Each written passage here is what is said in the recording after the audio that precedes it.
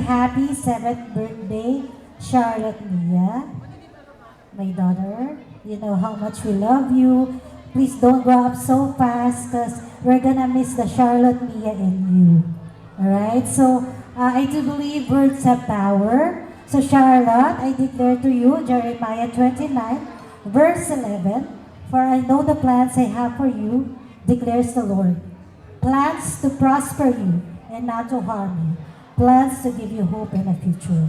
And also, Charlotte, wishing you all the best, your heart desire, makuha mo lahat yun, and good success, and also, you told me that you wanted to be a billionaire.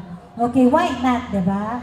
But be a billionaire not just with money, but also with good deeds and good people around you, good influences. And also, Charlotte, wishing you good health, longevity, and great future ahead of you. And yun lang, we love you so much.